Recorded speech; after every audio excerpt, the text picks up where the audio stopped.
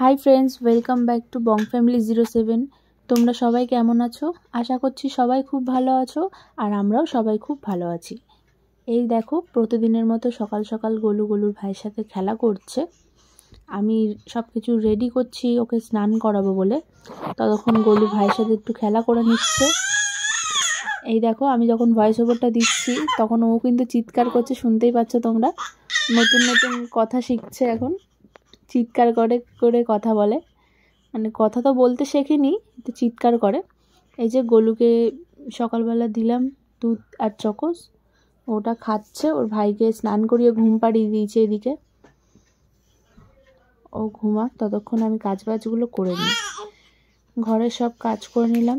গলু দেখো খেতে খেতে এদিক ওদিক করে খালি, আবার খেতে খেতে আবার আয়নায় মুখ দেখছে। হ্যাঁ, গলুরও কিন্তু স্নান হয়ে গেছে আজকে, দুই ভাইয়ের তাড়াতাড়ি স্নান হয়ে গেছে। তো ওর পাপা এখন গাছে জল দিচ্ছে। আমি কিন্তু সবসময় বারণ করি এই টাইমে জল দিতে, ও তাও দিয়ে দেয়, তাও কিছু হবে না, রোদ লাগছে না। আর দেখো, আমাদের কিন্তু ব্যালকনি থেকে খুব সুন্দর একটা গাছ দেখা যায়। মানে আমাদের সামনের ছাদেই বাগান মতো তৈরি করেছে, খুবই সুন্দর লাগে। কত রকমের ফুল, কত শাকসবজি সবই ওরা চাষ করার মতনই করে, খুব সুন্দর লাগে দেখতে। আর হাওয়াটাও খুবই সুন্দর আসে। আমরা এখানটা বসে দুজন মিলে অনেকক্ষণ টাইম স্পেন্ড করি।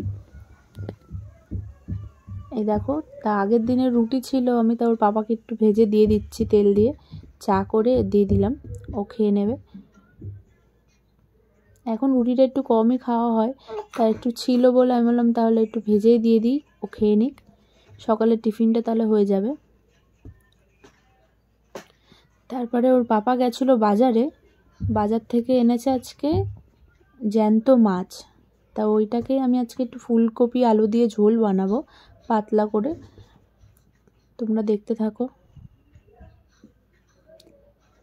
আর ওর পাপা যখন গেছে মানে অনেক সবজি এনেছে, সে অবশ্যই এটা সবাই জানো, আগেও বলেছি। অনেক রকম সবজি নিয়ে এসছে, কুমড়ো, ফুলকপি, ঢ্যাঁড়স, তারপর লঙ্কা রয়েছে ফ্রিজে অনেক, তা সত্ত্বেও আরও লঙ্কা নিয়ে এসেছে, পটল, আলু, পেঁয়াজ, আদা, রসুন সব নিয়ে এসছে। ওর পাপা একেবারে বাজারটাকে ধরে নিয়ে চলে এসেছে। তা এখন আমি সব কিছু আগে গুছিয়ে নিই, তারপরে রান্নাটা করব। তাই দেখো, হলুদ নুন দিয়ে মাছটাকে মাখিয়ে রাখলাম, আর এদিকে আলু আর ফুলকপিটাকে কেটে নেব। এগুলো সব ফ্রিজে আমি রেখে দিয়ে আসি আগে, নাহলে কিছু ছড়িয়ে থাকলে আবার অসুবিধা হবে রান্না করতে আমার। দেখো কত কাজ আমার ছড়িয়ে রয়েছে। এই যে কথা বলতে বলতে মাছ ভাজাটাও হয়ে গেছে, মাছ ভাজাটা নামিয়ে নিয়েছি। এখানে ধনেপাতা আর কাঁচা লঙ্কা কেটে রেখেছি, আলুটাও কাটা হয়ে গেছে। আগে ফুলকপিটা ভেজে নিই, তারপরে রান্নাটা হবে। ফুলকপিটা ভাজা হয়ে গেছে, তারপর বেগুন কেটে নিয়েছি একটু বেগুন ভাজা করব বলে। আর এদিকে দেখো মাছের ঝোলটাও কিন্তু হয়ে গেছে। মাছের ঝোলটা কিন্তু খুবই সুন্দর হয়েছে, পাতলা ঝোল। তোমরা যদি খেতে চাও অবশ্যই বলবো, রেসিপিটা খুবই সিম্পল, কোনো ঝঞ্ঝাট নেই, ঝামেলা নেই। খালি কালো জিরা ফোড়ন দিয়ে কিন্তু আমি এটা করেছি, কোনো রকম মশলা ব্যবহার করিনি, খালি একটুখানি সামান্য জিরের গুঁড়ো দিয়েছি। খেতে কিন্তু খুবই টেস্টি হয়েছিল, আর যেহেতু জ্যান্ত মাছটা ছিল ওই জন্য কিন্তু আরও সুন্দর হয়েছিল। তাই জন্য একটুখানি ধনেপাতা ছড়িয়ে নিলাম ওপর থেকে। ধনেপাতার ফ্লেভারটা দেওয়ার পরে কিন্তু আরও বেশি টেস্টি হয়ে গেছিলো। দেখেছো দেখতে কত সুন্দর লাগছে, তোমরাও দেখো কীরকম লাগছে জানিও অবশ্যই যদি রান্নাটা করে থাকো। আমার তো খুবই টেস্টি লেগেছে রান্নাটা, পাতলা ঝোলের মধ্যে খুব সুন্দর। দেখো কি সুন্দর লাগছে দেখতে।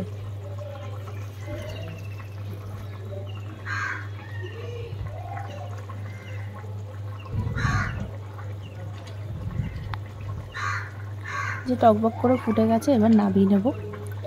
বাটিতে ঢেলে নিয়েছি।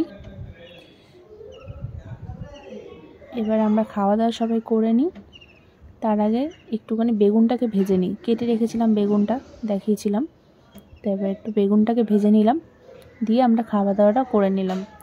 তারপরে সন্ধেবেলা দেখো একটুখানি দুধ চা বানালাম আজকে। অনেক দিন একটু লিকার চা খেয়েছি, তাই আজকে একটু দুধ চা বানালাম। দেখো দুধ চাটা ফুটছে, গলুকে ওইদিকে খেতে দিয়ে দিয়েছি। আর এই দেখো এখানে ওয়াশিং মেশিন থেকে সব বের করে রেখেছে বর, এগুলো সব আমাকে এখন মেলতে হবে। এটা কিন্তু একটা বড় কাজ, যাই বলো, যতই ওয়াশিং মেশিনে কাচা হোক না কেন জিনিসগুলো শোকাতে দেওয়া কিন্তু আরও বেশি বড় কাজ বলে আমার মনে হয়। এই যে গোলু খাচ্ছে আর গোলুর ভাই এদিকে খেলছে। ততক্ষণ আমরা একটু চাটা খেয়ে নিই। এই যে এদিকে আমাদের চাটাও এসে গেছে, রেডি হয়ে গেছে। তো এবার আমরা একটু চাটা ততক্ষণ খেয়ে নিই, তোমরা ভিডিওটা দেখতে থাকো। আর যদি কিছু ভালো লেগে থাকে একটা লাইক করে দিও। যদি আমাদের চ্যানেলে নতুন হয়ে থাকো তোমরা, তাহলে অবশ্যই সাবস্ক্রাইব করে নিও। আর পরের ভিডিও দেখার জন্য আমাদের সাথে থেকো। সবাইকে থ্যাংক ইউ।